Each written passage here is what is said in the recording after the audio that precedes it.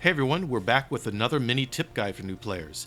This time we are taking a look at the First Descendant. This is a looter shooter free-to-play game that you can get on Steam. I hopped in just to kind of mess around and see what the game was all about. While playing this, I did run into an issue where I had to do a little bit of backtracking, so I figured I'd kind of put out a video just so people, new players to the game will, be aware of what's going on. What this video is going to be looking at is how to unlock Freyna, who is the third descendant that you end up unlocking as a new player in the current build as of today. So if you've picked up this game today or within this time period of this video, she'll be the third one that you're able to unlock. The game provides you with a series of missions that you have to tackle to acquire the parts, and I'm going to go over the overview of how to get these missions and to make sure that you're not skipping. The last leg of her missions are easy to skip because I ended up accidentally bypassing it as I was going through the main story. So without further ado, let's kind of look at it. So for the first leg of Freyna's missions, as you can see on the screen, there are a total of 5 parts. Well, 6 parts to this mission, 4 of these parts being the acquisition. So for part 1, you're going to be out in the Sterile Lands, specifically in the Rockfall region of the Sterile Lands. So if we look at our map here, and we go to the Sterile Lands, the Rockfall mission is in the lower left-hand corner. So where this is going to take you, the first mission that it takes you to in the Rockfall region, you need to go to the Vulgus Strategic Outpost, which is all the way in the corner over here on the far left side of the Rockfall region. It's this area here. This mission is a overland mission, and when you get there, the first material that you're going to be looking for is the amorphous material pattern for Freyna. It has a 20% drop rate. I got lucky when I went through it, and I got it on the first drop. This is the only one I got on the first drop, so keep that in mind. So you may get lucky during certain portions, but the 20% can be a little bit painful. Once you acquire the amorphous material, the second leg of this mission, you have to go over to the Void Fusion Reactor.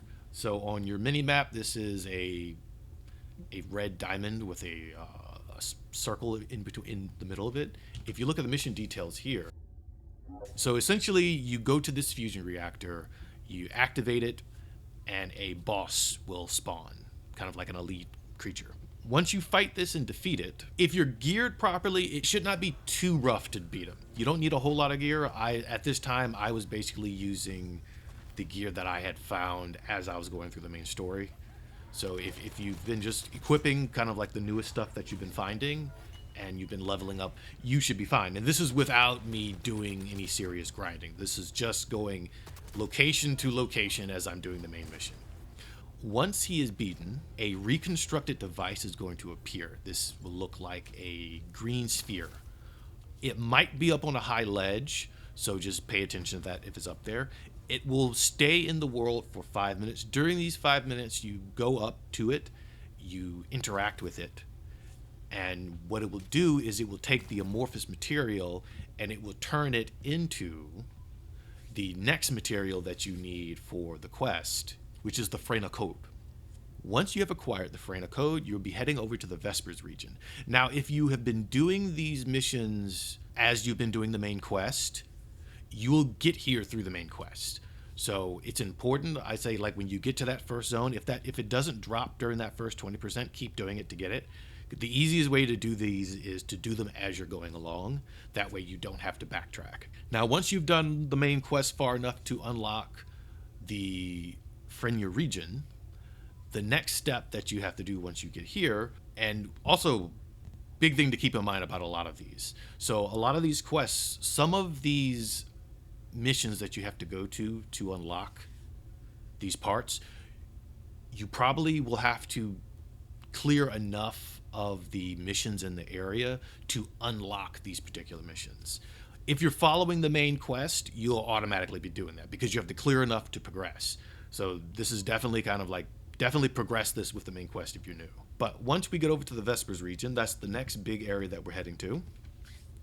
We're going to have 3 parts that are split in the Vesper region across 1 dungeon and 2 missions. So let's start with the missions, since these are kind of the most direct ones to kind of knock out. Okay, so looking over in the Vesper region for the missions that we have. The first one that we're going to be looking at is in the ruins of the Vesper region. So if you're looking at the map here, down on the southern portion of the map, we have the ruins. We're going to be looking for specifically the ruins underground entrance, which is the zone right here on the map. So if you spawn in at the outpost ruins, so this is the spawn for the ruins, the warp-in zone. It's not too far from the warp-in zone.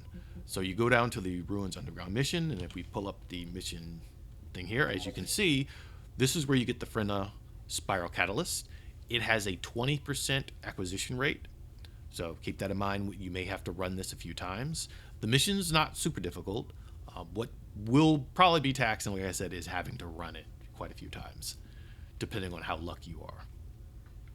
Now, once you've managed to acquire the Spiral Catalyst, the next area that we're going to go to is the Lumberyard, which is south below the ruins.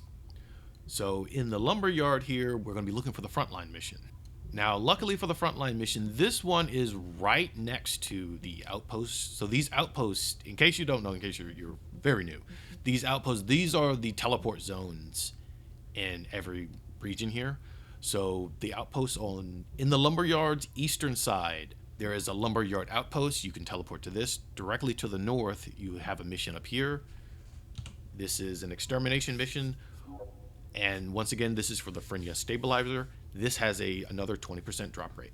Now, once you have acquired both of those, where we're going to be getting the enhanced cells. So the enhanced cells are in the shelter. This is the dungeon for this region. It's up in Timberfall.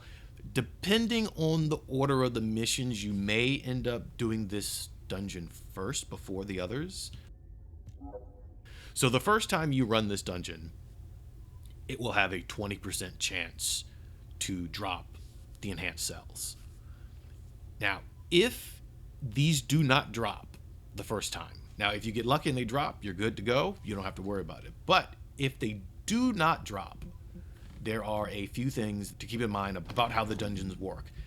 Now, when it comes to dungeons, my understanding is that this is a feature that was not in the dungeons when the game first launched. So at some point, this is something that was added, but I figured I may as well point it out because as a new player, you may not know that there is this functionality. So first of all, when you complete dungeons, usually since these are tied to the main quest, and we're doing the main quest at this point, it will have us teleport back to Albion.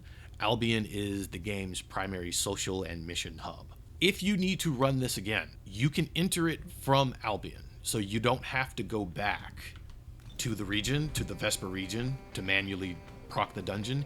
If you press the G key to open up the world map, then you click on the Vesper region, the dungeon will be here. As you see when I'm hovering over the dungeon, it says enter operation.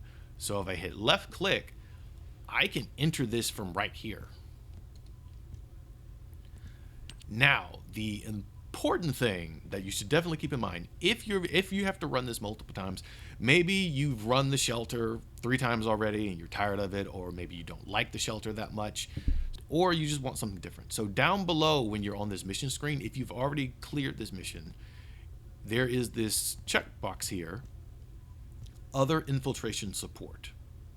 So if we click this, what this is going to do, instead of dropping us in the shelter, it's going to drop us in any of the missions that we've unlocked up to this point. But it will still provide us the rewards that we would have gotten for running the shelter, plus we will get support coins as well. So we can get the Freyna enhanced cells, and it will drop us into missions with other people, because you only can do this in public.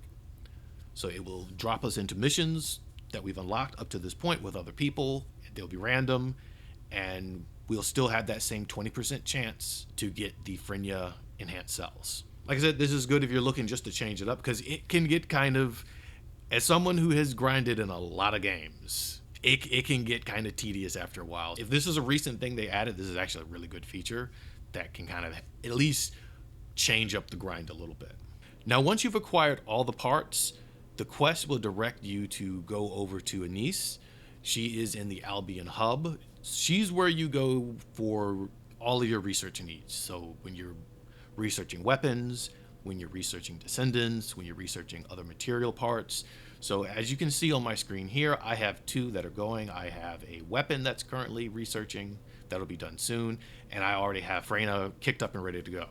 Now, what to remember about Freyna when you're researching her, she's going to take about 16 hours to complete. So it'll be a hot second. So definitely as soon as you're able to start the process of knocking out her quest to unlock her, especially if you're interested in playing her, I would say go ahead and do it as soon as you can, and you definitely do it as you're doing the main quest.